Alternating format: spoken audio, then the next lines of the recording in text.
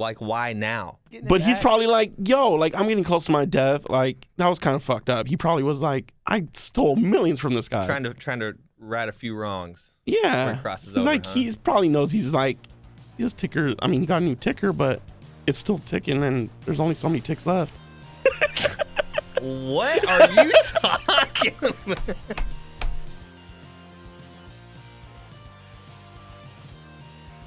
about? Oh, this one is kind of hit home. This one hits home. Well, it doesn't really hit home. It hits home, I guess, because you talk about it every like month to me. You're like, hey, did you know? And I'm like, yeah, I have amnesia.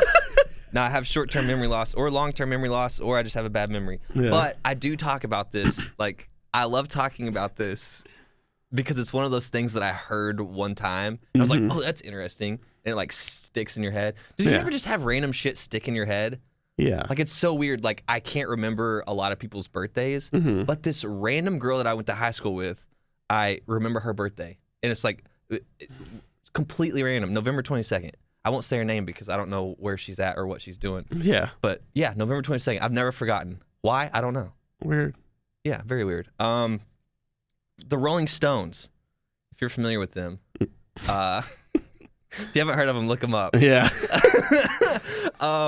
They're notorious for suing people. Yeah.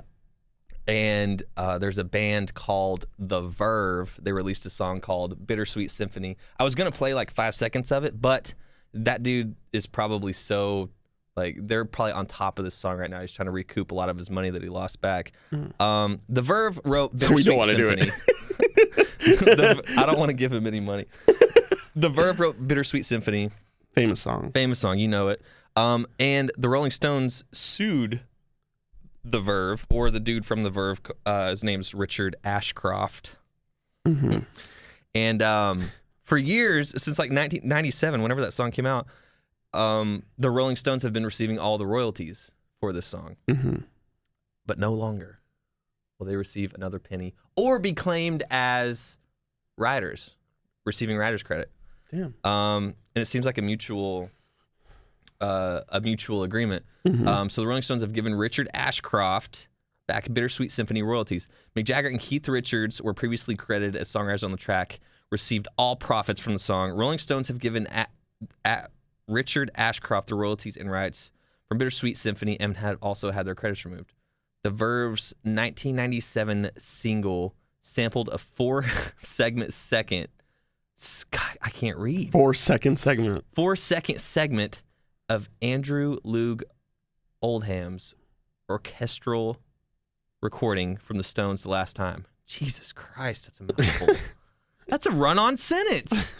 Is it? Or No, is it you not? just took forever to read it. I guess when you're slow like me, every sentence is a run-on sentence.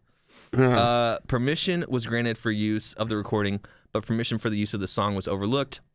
The only deal Ashcroft could receive that allowed him to keep Urban Hymns, the album the song featured on shelves. I can't read that. Do you have this pulled up? Yeah. When you finish reading this, The only deal Ashcroft could reach that allowed him to keep his album that the song was featured on the shelves was to sign away all the rights to that track particularly. So the Rolling Stones were like, you give us all the royalties or we're going to block your whole album. Woo! And he was like, fuck. All right. And that was the biggest hit. That was the hit. Damn it, man. Well, because after 1997, I was just reading that the band broke up 2 years later. Yeah. So that was, I mean, they were probably just like, we got fucked. Like, there's no band anymore. Like, 4 seconds. But I get it. Damn. I get it. Yeah. But at the same time, it's like, you're the fucking Rolling Stones, dude. Like, you don't need this. Come on. This could be on an ESPN 30 for 30. What the Verve could have been. But if like you are the Rolling Stones, you're like, you can't steal from me just because like you know I have money, right? That's the whole point of it. Yeah. Hey man. Which I was just watching a Joe Rogan episode. I forget. Shout out Rogan, friend of the show. Yeah. He was on last week. Yeah. And I feel like I'd be going back. He was just like, I love Led Zeppelin, but they are notorious for stealing music. Oh, they're thieves. They don't credit. Yeah, no.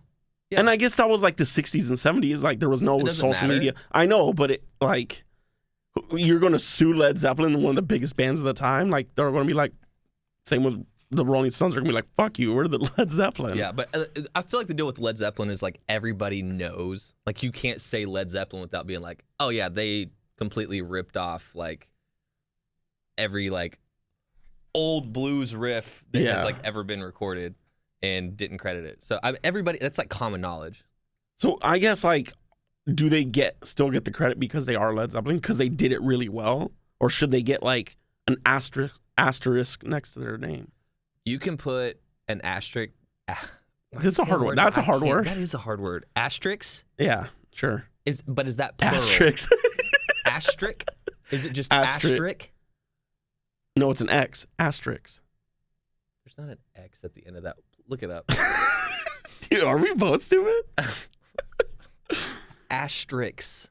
S. There's an S. So it sounds plural even though it's... Yeah. That's what messes me up. Asterisks. Should they have an asterisk next to their name? No. Should they have an asterisk next to a lot of songs? Yes. Mm-hmm. You can put an asterisk, an exclamation point, a question mark, whatever you want to after Led Zeppelin. They're still amazing. Yeah. I'm sorry. But I grew up like listening to Led Zeppelin. So yeah, I know. Biased. But it's just like, should they get as much credit as they deserve in history if they're thieves? On certain songs, I feel like let's do the punishment fitting the crime, right? It's like, should they be sued for the stuff? Yeah. Yeah. And I'm sure that they have been, but they probably won because they had more money. Yeah. You know? Or they probably quietly paid out people. Yeah. Which is an option. But will it taint their? No, it's not. Yeah. Yeah. People are just have to be like, they stole that shit. But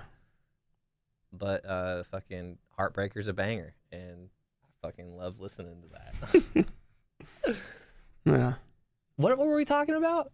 The Verve. Oh, the Well, Verve. congrats to him. So apparently the new deal, they were apparently sending him like some legal documents and were like, we're done taking royalties. We'll give you some payback. And so they're giving him like millions of dollars plus the royalties to his track now. He's getting a huge payout right now. You know what he needs to do if he's smart?